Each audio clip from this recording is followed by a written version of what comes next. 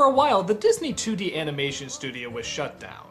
This is because the last few movies that were made were not huge financial successes. Half of them were even critical successes. So after a long time away, Disney decided to finally return to its roots. Go back to the fairy tales, go back to the happily ever afters, go back to the magical stuff. This is where The Princess and the Frog comes in. Let me tell you, I was excited to see an animated 2D Disney film on the big screen again. And not just a satire one, I mean a real one. And personally, in my opinion, it didn't disappoint. Okay, story. You got a young woman named Tiana. She has a dream of opening her own restaurant. After her father passes away, I guess some Disney traditions never do truly die, she works her butt off to save as much money as she can.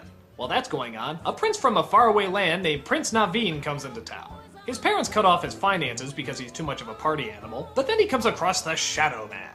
He tricks Naveen into having him agree to have his soul be put into a frog, while his assistant would take on the appearance of the prince and also work for the Shadow Man. At a costume party, Naveen confuses Tiana for a princess and asks her to kiss him.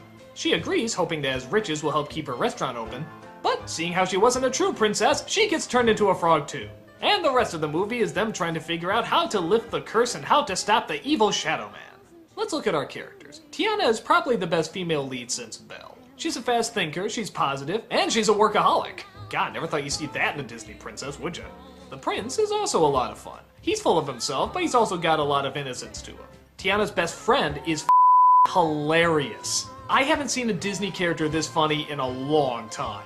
Prince Naveen. Prince Naveen of Meldonia is coming to New Orleans. Oh, I need the bee's knees. Ooh, tell her what you did, Big Daddy. Tell her. Every second she is on screen, she just cracks me up.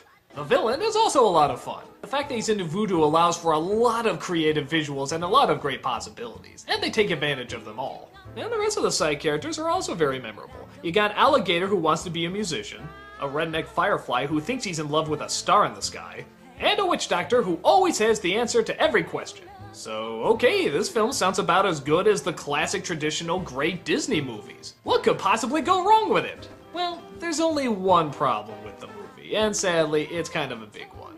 The story. It's not that it's bad, it's just a little too complicated.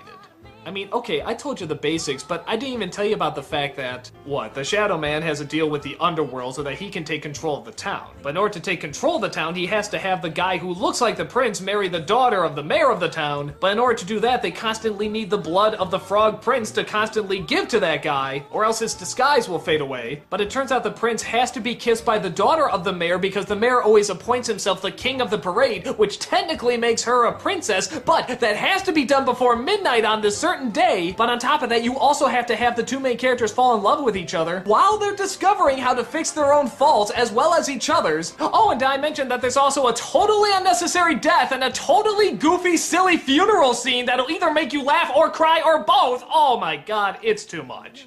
I always said that this should have been called Loophole, the movie, because that's what it always seems like. Every second they're trying to look for a new loophole to get around something.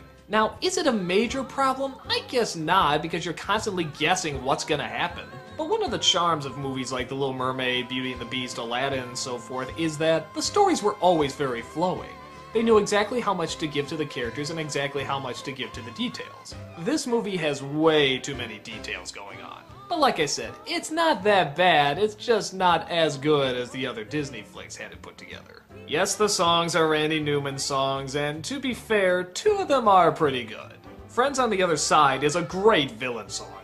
And Almost There actually has a very memorable, nice beat to it. The others, I don't remember them. And again, I guess that is a problem with the movie. But again, to the movie's credit, it does take place in New Orleans, and at least the musical style does match, even if it's not all memorable.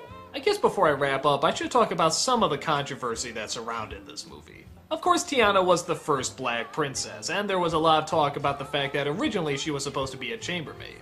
They changed it and made her a waitress, but that caused a lot of uproar too.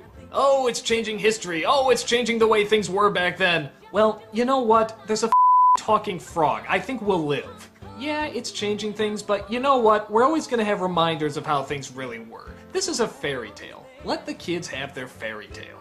On top of that, there's also controversy about why the film didn't do as well as Disney was hoping. Now, it didn't bomb, let me clarify that, but it wasn't the gigantic hit they were hoping for. Was it racism? Was the world just not ready for a black princess yet? I guess it could be, but I have my own theory. I think it is the prejudice, but it's not against black people. It's against hand-drawn films. It's been a while since one has been marketed to both adults and kids, and let's be honest, this is still a family picture. And the majority of family pictures coming out nowadays are either live action or 3D. Personally, I think a lot of adults still see hand-drawn films as kids' stuff. Now, it could get people in the seats if it was really doing something new like The Little Mermaid, or just did it spectacularly like Beauty and the Beast. And to be fair, even though I like this film, it really didn't. It updated the fairy tale very nicely and very cleverly, but the problems with the story do hold it back from being anything spectacular. And like I said before, only a few of the Randy Newman songs are memorable. There's no Be Our Guest in there. So that's my theory. But to be honest, it still made money. I'd be more concerned if nobody saw it. But you know what? People did. Was it a ton of them? No, but at the same time, a lot of the past Disney 2D animated films didn't have a ton of people looking at them, and nobody screamed racism at that. But I don't know all the people in the world, so it's anybody's guess. It's just a theory. On the whole, though, I really enjoyed this one. I felt just like I was seeing Little Mermaid or Beauty and the Beast again.